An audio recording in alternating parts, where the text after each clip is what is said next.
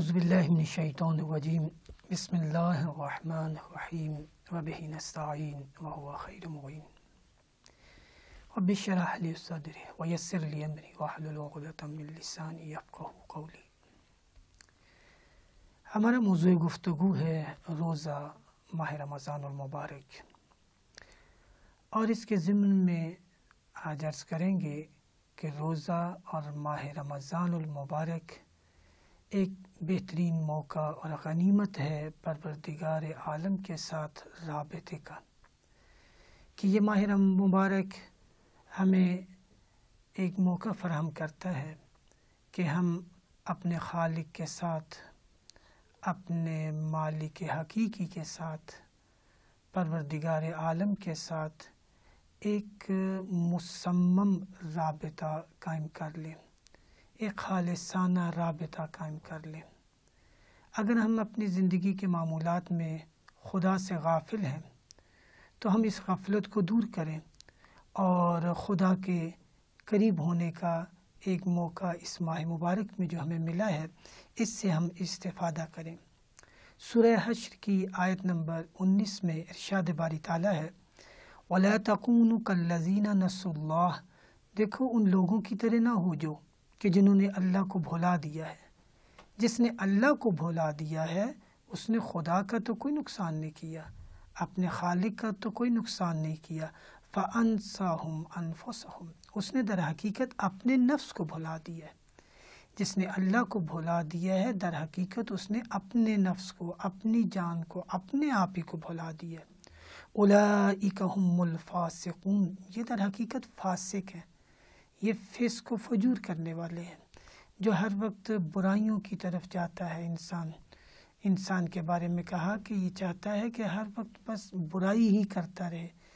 لِيَفْجُرَ أَمَامَهُ، یعنی ہر وقت وہ اپنے سامنے، اپنے اطراف میں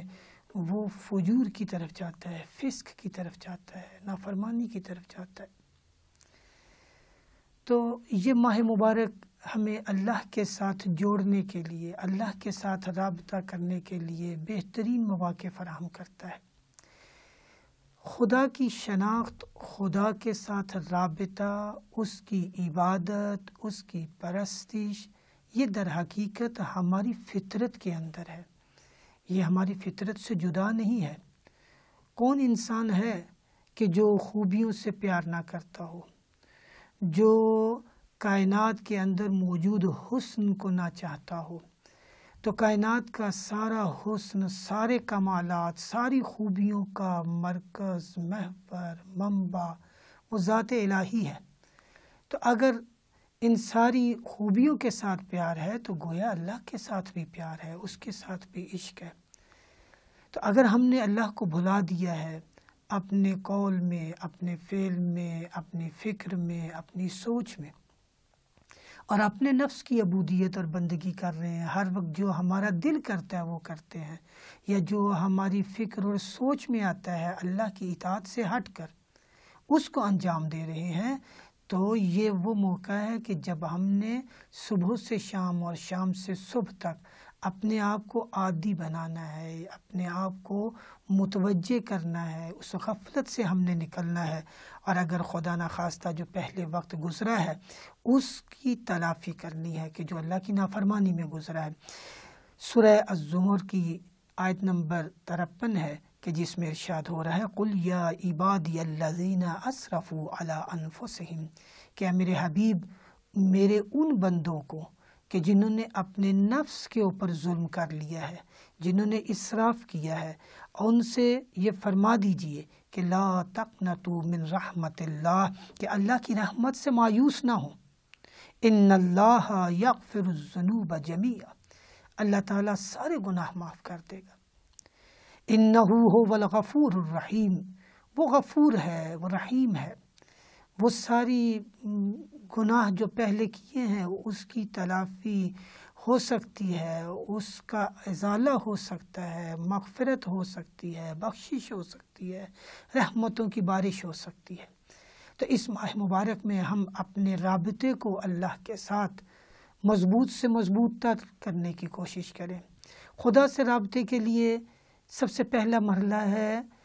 یہ رابطہ ہمارا اس کی معرفت کے ساتھ کہ ہمیں واقعاً خدا کی معرفت صحیح ہو، وگرنہ ممکن ہے ظاہری عبادات تو کر رہے ہیں لیکن ان عبادات میں کہیں شرک کی علائش نہ ہو جائے،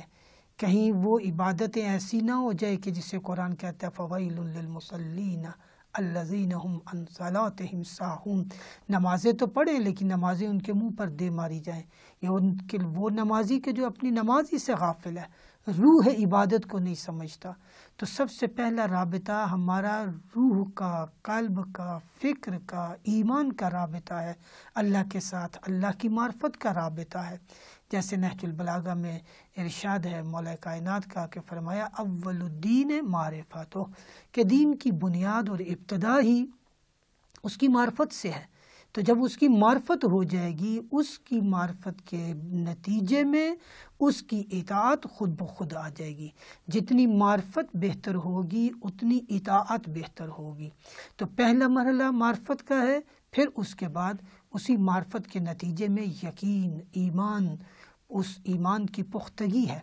قرآن نے کہیں ایسا نہیں کہا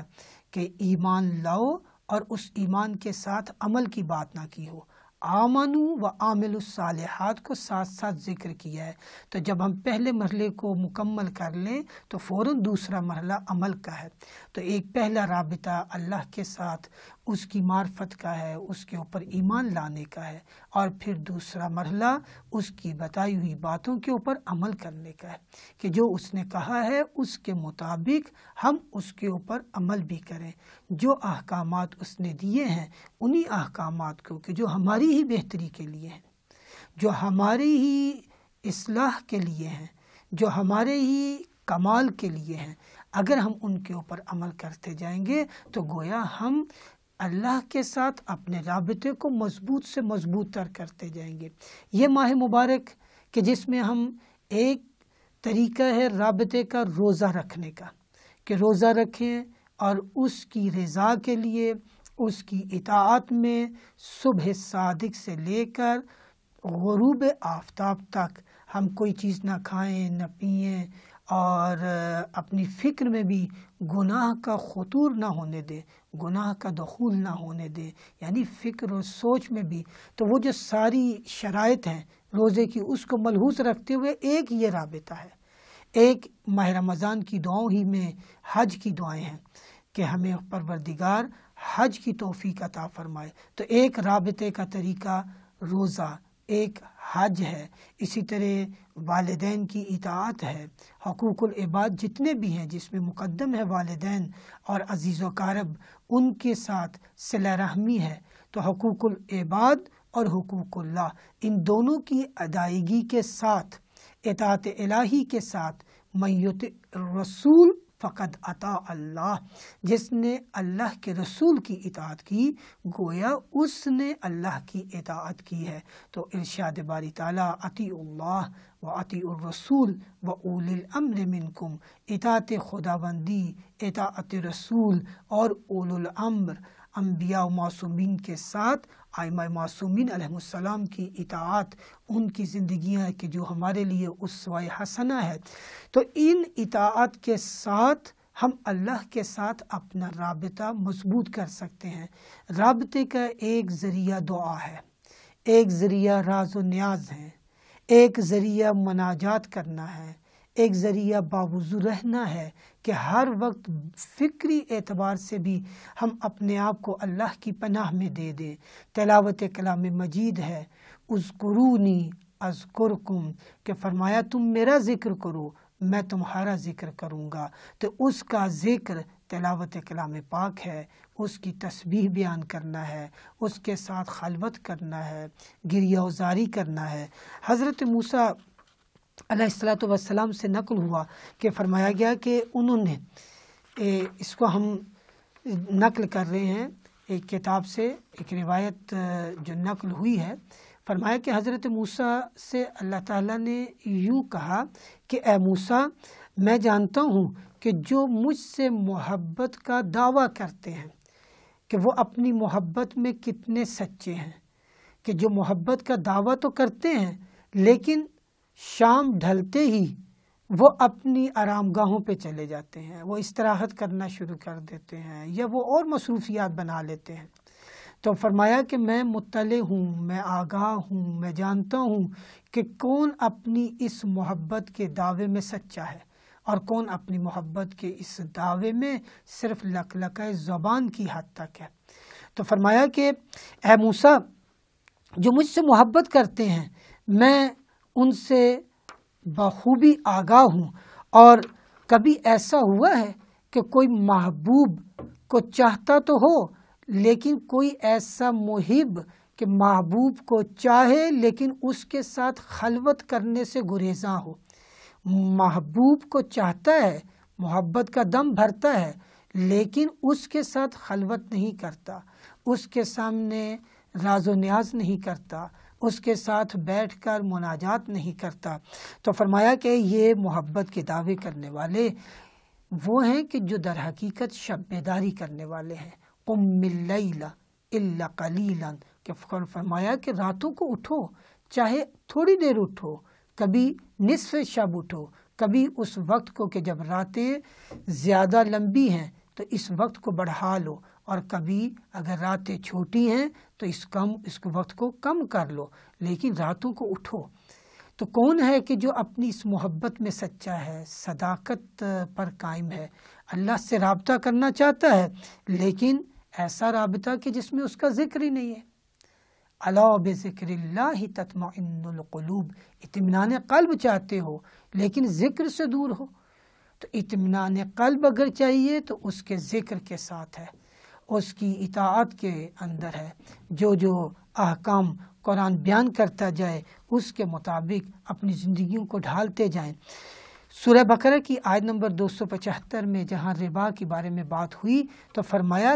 کہ یتخبطہ الشیطان من المس، بعض اوقات مادیات کے پیچھے اتنا پڑ جاتے ہیں، دنیاوی نعمتوں کو سمیٹنے میں، حلال ہو یا حرام ہو جیسے بھی ہے سمیٹتے جائیں، تو ان کی حالت ایسی ہے کہ جیسے شیطان نے ان کو مس کر دیا ہو، ان کو دیوانہ بنا دیا ہو، شیطان نے ان کو چھو کے ان کی حالت ہی غیر کر دی ہے کہ اب ہر وقت یہ یوں زندگی گزار رہے ہیں کہ جیسے ہم کہیں کہ کل انعام بل ہم اضل، کہ گویا یہ چوپائے ہیں، یہ خواہشات مادی و نفسانی کے پیچھے پڑے ہوئے ہیں، لیکن اپنی روح کی تسکین کے لیے، اپنی روح کی تقویت کی طرف ان کو توجہ ہی نہیں۔ تو اس کے ساتھ رابطے کا ایک ذریعہ اس کی نعمتوں پر شاکر رہنا ہے۔ یہ شکر قول کے ذریعے بھی ہے اور فعل میں بھی ہے، عمل میں بھی ہے، کہ جو اس نے نعمتیں دی ہیں ان نعمتوں کو اسی طرح استعمال کریں کہ جیسے اس نے کہا ہے، اس کے بتائے ہوئے طریقے کے مطابق ان نعمتوں کو ہم اسی کی راہ میں استعمال کرتے جائیں۔ بس ہم اس موقع کو اور اس غنیمت کو ماہ رمضان المبارک کی ہاتھ سے نہ جانے دیں، نہ جانے آئندہ ماہ مبارک میں کوئی زندہ رہے یا نہ رہے، یا اس ماہ مبارک کو بھی آخر تک پہنچا سکے یا نہ پہنچا سکے۔ تو اس ماہ مبارک کی جو شب قدر ہے، اس رات کو ہم اپنے لیے غنیمت سمجھتے ہوئے اللہ کے ساتھ راز و نیاز کریں، ہم اس ماہ مبارک میں صدقات دیں، اس ماہ مبارک میں عزیز و اقارب کے دکھ درد میں شریک ہو جائیں، ان کے ساتھ خوشیوں کو بانٹیں، ان کے ساتھ ان کے غم کو بانٹیں۔ تو اپنے اطراف میں یتامہ، بیوگان، مساکین سب کی طرف توجہ رہیں، تو جب بندگان خدا، مخلوق خدا کی طرف توجہ رہے گی، ان کی حاجت روائی ہوگی، تو یہ گویا اللہ کے ساتھ رابطہ ہو رہا ہے۔ جب ان کی تکالیف کو دور کر رہے ہیں تو احادیث یہی کہتی ہیں کہ یہ ہے بہترین رابطہ اللہ کے ساتھ۔ تو ہم اپنی انفرادی ذمہ داریاں اور اجتماعی ذمہ داریوں کو اور اپنے مکتب کی طرف سے جو ہمارے کاندھوں پر ذمہ داریاں آتی ہیں اس کی طرف متوجہ رہیں، اور ظالموں کے خلاف قیام کر کے یوم القدس کے موقع پر جہاں جہاں مسلمانوں کے اوپر ظلم و ستم ہو رہے ہیں اس دنیا میں، اس کے خلاف آواز بلند کر کے، احتجاج بلند کر کے ہم اللہ کے ساتھ اپنے رابطے کو مضبوط سے مضبوط بنا سکتے ہیں۔ پروردگارہ، ہم دعا گو ہیں تیری بارگاہ میں کہ تو اپنے پیاروں کے صدقے میں ہمیں اپنی معرفت عطا فرما، اپنی کتاب کی معرفت عطا فرما، اپنے حبیب کی معرفت عطا فرما، اور پھر اس معرفت کے نتیجے میں ہمیں اپنی زندگی میں اپنی ان ذمہ داریوں کو بے احسن و بخوبی ان ذمہ داریوں سے عہدہ برآ ہونے کی توفیق عطا فرما۔ وصلی اللہ علی محمد و آلہ طیبین طاہرین المعصومین۔